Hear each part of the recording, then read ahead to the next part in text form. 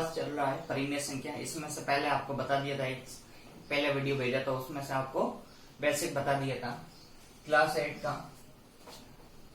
तो आज पढ़ेंगे आगे उससे।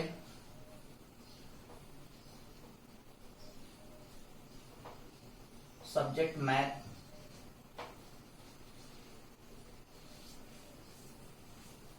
तो परिमेय संख्या में आपको मैंने बताया था,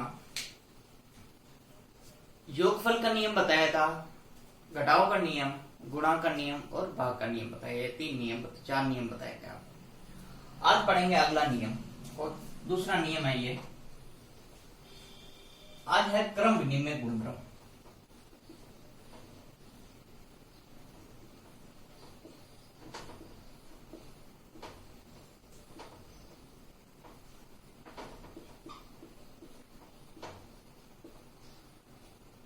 क्रम विनिमय गुणधर्म। क्रम विनिमय गुणधर्म क्या होता है? क्रम विनिमय मतलब क्रम का चेंज करना, क्रम को चेंज करना, उसे कहते हैं क्रम विनिमय गुणधर्म। तो ये नियम कहां पर कैसे लागू होता है? ये सबके लिए, प्लस के लिए, माइनस के लिए, गुणा के लिए, भाग के लिए, सबके लिए काम में आता है। पहला पढ़ेंगे इसके लिए भाग के लिए, गुणा के सॉरी प्लस के लिए पढ़ेंगे पहला योगफल का नियम। क्रम विनिमय के लिए योगफल का नियम।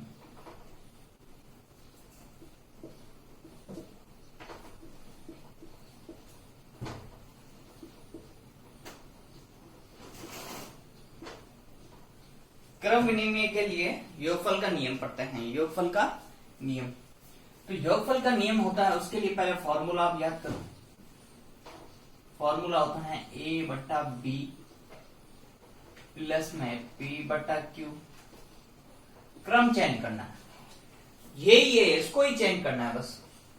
यहां पहले लिखो p/q और बाद में लिखो a/b। ये होता है क्रम विनिमय गुणधर्म योगफल के लिए।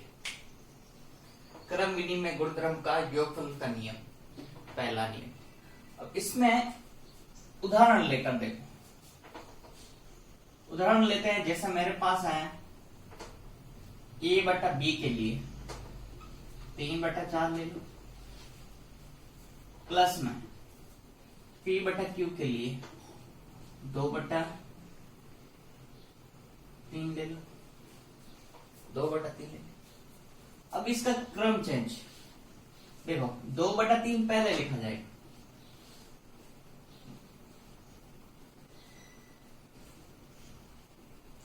दो बटा तीन पहले लिखा, फिर 3/4 बाद में लिखा। ये हो गया क्रम विनिमय गुणधर्म, चेंज हो गया। अब दोनों का लसअप, इन दोनों का भी लसअप लेना पड़ेगा, ले ले।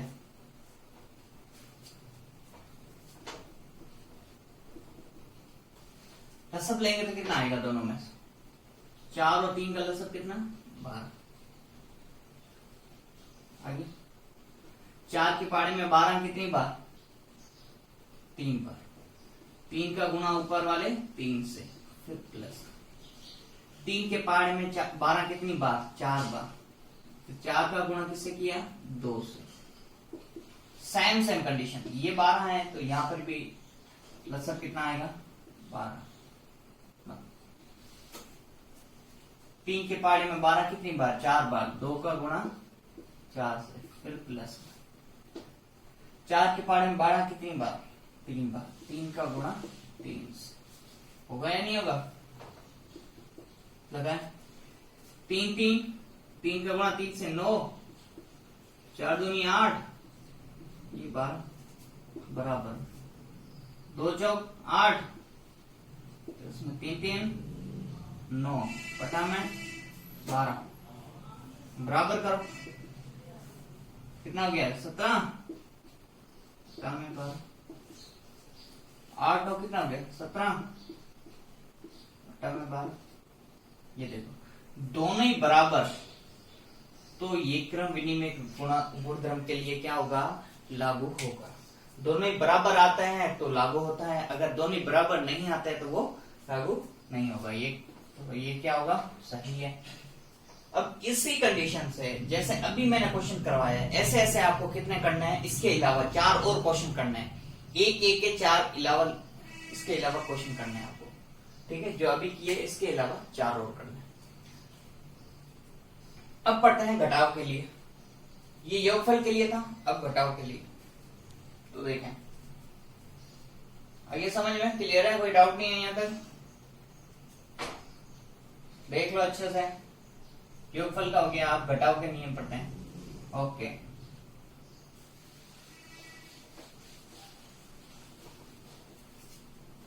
तो यहाँ क्या चेंज होगा? माइनस लगेगा।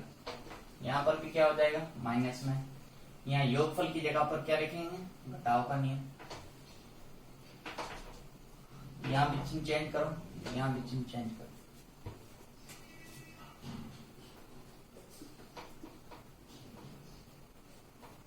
घटाव का नियम हो जाएगा।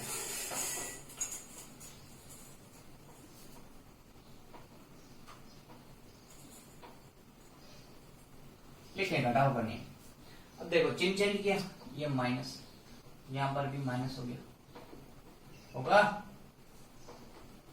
माइनस हो गया। तो यहां पर भी माइनस करो, ये भी माइनस किया। अब वही सेम कंडीशन, 4 और 3 का लसा कितना आ गया? 12। 4 के पारे में 12 कितनी बार? 3 बार। 3 का गुणा किसने किया? 3 से, माइनस लगा हुआ। 3 के पारे में 12 कितनी बार? 3 के पारे में 12 कितनी बार आता? 4 बार। 2 का गुणा 4 से, बराबर में। फिर लसक कितना आ गया? 12। 3 के पारे में 12 कितनी बार? 4 बार। 2 का गुणा 4 से, माइनस। फिर 4 के पारे में 12 कितनी बार?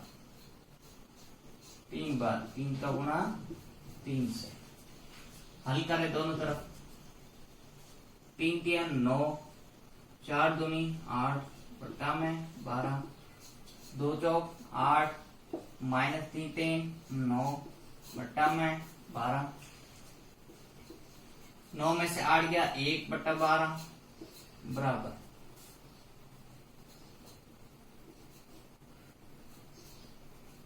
आठ में से 9 गया माइनस का 1 बटा 12।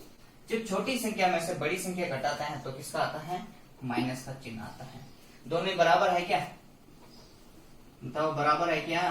ये 1 बटा 12 है, ये माइनस का 1 बटा 12 है, तो ये बराबर नहीं है, तो ये नियम लागू नहीं होगा। तो ये अपन कहेंगे ये गलत है, ये नियम घटाव के लिए गलत होगा, क्योंकि दोनों क्या आना चाहिए? बराबर। जब तक बराबर नहीं आएगा तो नियम वो लागू नहीं होगा। क्लियर है? यहाँ तक कोई डाउट नहीं है? आगे समझ में। अगला नियम देखें, इसके भी कितने करना है? 4 क्वेश्चन करने हैं। इसके अलावा अब पढ़ते हैं गुणा का नियम।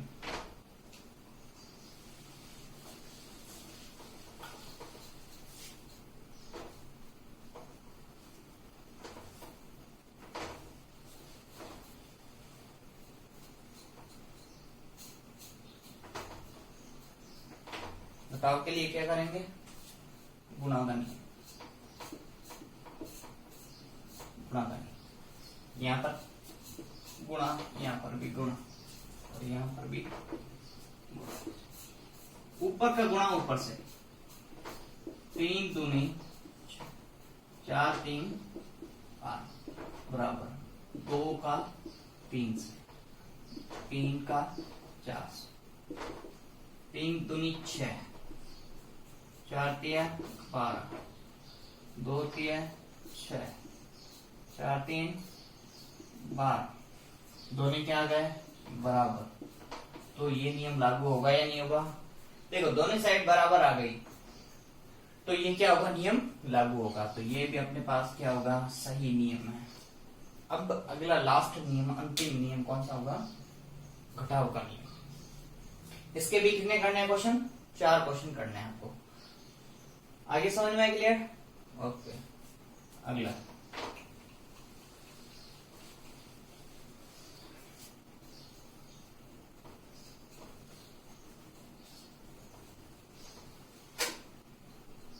घटाव का नियम। घटाव का हो गया, गुणा का हो गया, अब भाग का नियम।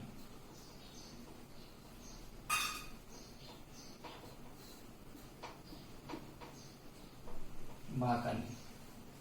तो यहां लगा दो भाग का चिन्ह, यहां पर भी भाग का, यहां पर भी भाग का चिन्ह लगा दिया। चेंज करो 3/4 अभी आ जाएगा। देखो यहाँ चिन्ह हटाओ, क्या करो चिन्ह हटाओ।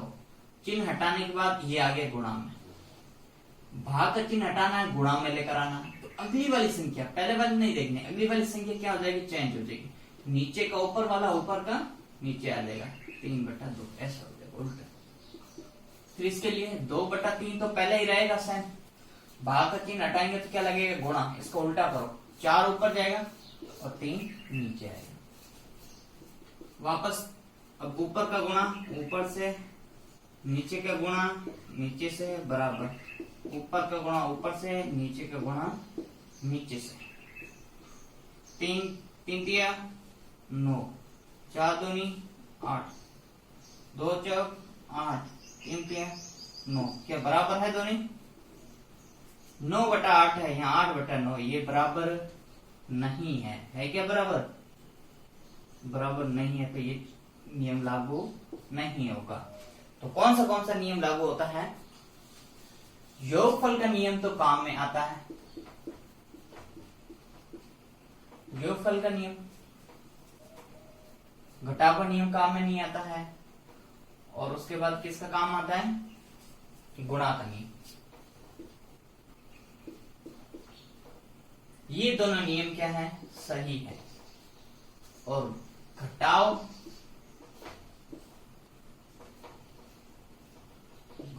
और भाग का नियम दोनों क्या है, गलत। क्रम विनिमय गुणधर्म के लिए योगफल और गुणा का नियम तो काम में आता है, और क्रम विनिमय गुणधर्म में घटाव और भाग का नियम काम में नहीं आता है, क्योंकि वो गलत है, क्योंकि दोनों पक्ष बराबर आना चाहिए, दोनों पक्ष बराबर नहीं होते, इसलिए वो क्या होगा, गलत होगा।